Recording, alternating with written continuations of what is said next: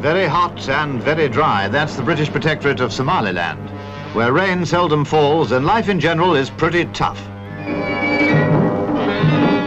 Wealth is measured in camels, the Somalis' most precious herds. Camels provide food and they provide transport. The people could scarcely get along without them.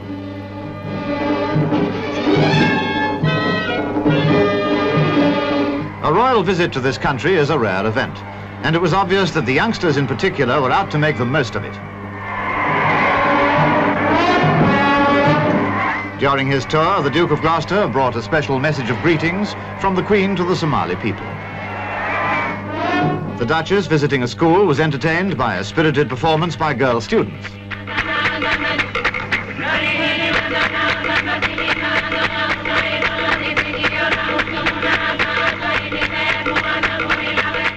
Ceremonial parades were naturally quite a feature of the visit. They look very smart, too.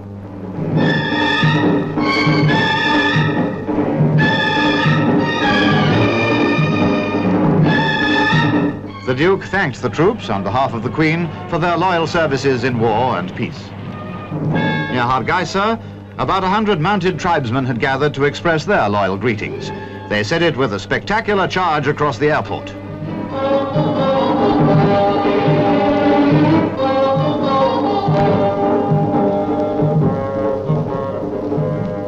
A short visit to Aden completed the Duke and Duchess's tour. Principality, which was also celebrating its National Day.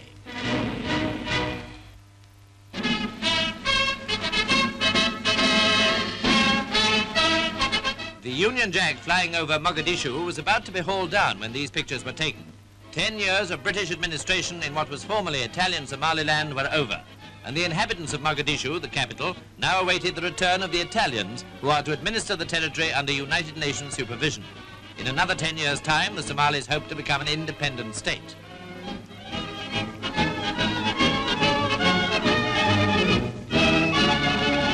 An exchange of military courtesies in a parade ground ceremonial marked the handing over of British authority. Large numbers of locals watched the proceedings as the Italian Guard came to a halt facing the British troops. For the rest, it was a case of lowering the Union Jack for the last time and of hoisting the Italian flag. What the Somalis feel about the change is not apparent, but no doubt their chief concern is to make as rapid progress as possible towards independence.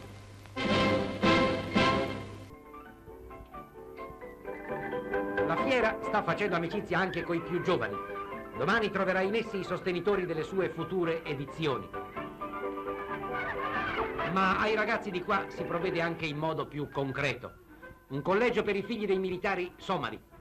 Nell'inaugurarne il primo corso, il generale Ferrara ricorda che il collegio è stato costruito senza gravare sul bilancio dell'amministrazione fiduciaria. Ufficiali, sottufficiali e soldati italiani con slancio cameratesco e fraterno hanno generosamente offerto i fondi. Annesso all'istituto un corso di allievi ufficiali. Giornate piene e proficue. Viene anche insediato il Consiglio territoriale della Somalia.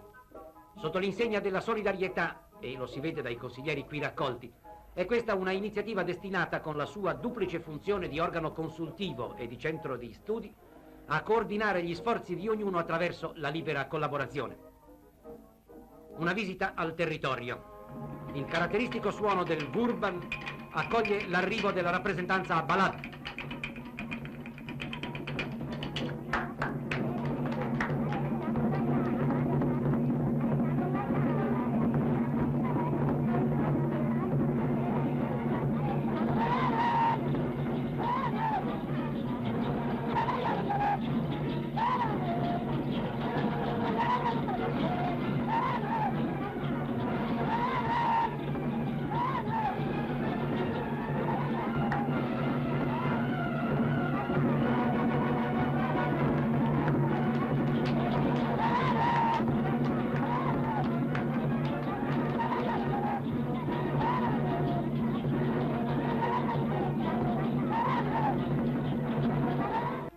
Risfogliamo l'Atlante di geografia economica, dove dice Somalia, canna da zucchero.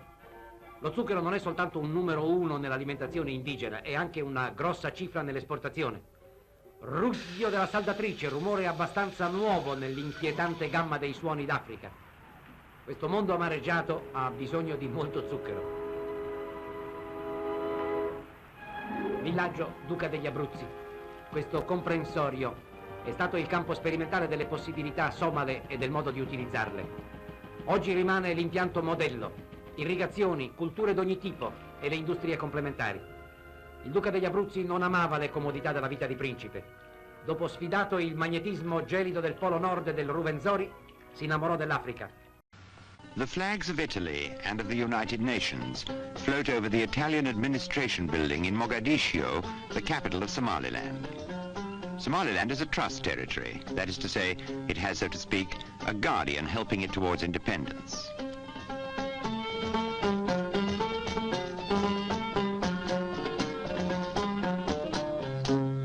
The task of the chief Italian administrator, His Excellency Enrico Martino, is to prepare the Somali people for self-government which they have been promised in 1960. There are many sides to this task, and one of them is to set up and train a modern Somali police force. The capital, Mogadiscio, is, as you see, a modern city. Here the usual duties of the police are necessary to supervise the docks, the customs and immigration arrangements, to guard private property, and they also look after the civil population and control traffic.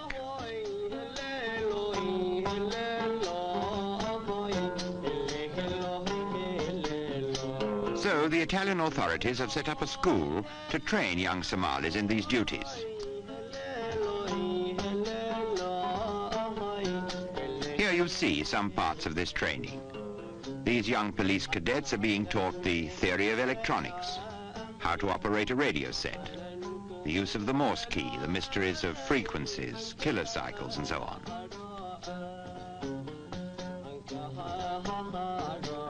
In another part of the school, they're trained in the use of motor transport, and they learn how a truck works.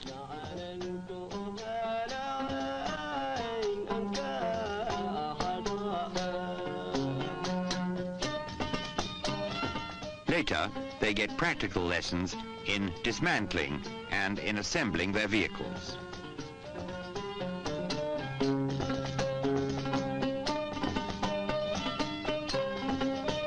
But in addition to technical skill, a police force must be fit and well disciplined.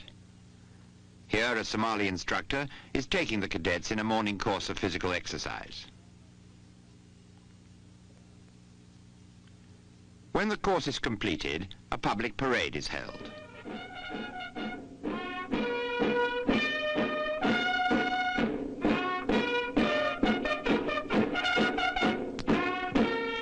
These men look keen and smart. They're getting ready to look after their own country when Somaliland ceases to be a trust territory under the care of Italy and the United Nations and is ready to shape her own destiny.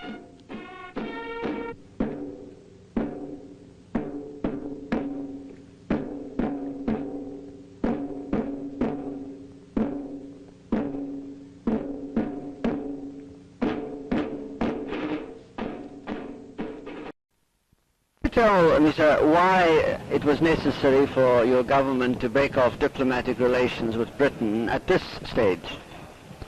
Yes, as I have told you already, the National Assembly gave power to the government of the Somali Republic to break off diplomatic relations with Great Britain owing to the decision by Her Majesty's government to create a seventh region in Kenya comprising part of the Northern Frontier District, thus failing to recognize the wishes expressed by the NFT people to secede from Kenya and unite with the Somali Republic. Do you feel, going on from there, that the creation of this seventh region in Kenya, this special Somali region, will make it easier for that particular region to join up with the Somali Republic at an early date? Well, it depends on British intentions in creating this new region. We are not at all optimistic in view of Mr. Sanders' statement made at Nairobi. Otherwise, we should not have broken off diplomatic relations. Can you give me an idea, a rough estimate of how many Somalis there are living in Kenya? And going a little further from that, how many Somalis you estimate are in the region of Greater Somalia, which you have claims to. That is the region of Ethiopia and French Somaliland. Well, there are about 250,000 Somalis in NFD. Somalis living under Ethiopian rule are about 1 million, and French Somaliland contains about 100 million, approximately. Approximately how many? 100 million, 100,000. I see. Once the Kenya question is settled in favor of Somalia, as it may well be in time, do you think that Ethiopia will agree to handing back the Haud and Ogaden areas, which you also claim? And if they don't agree, what measures do you feel might be necessary to force this issue to a conclusion in your favor? Well, we are bound to see unity of the Somali people by those peaceful means.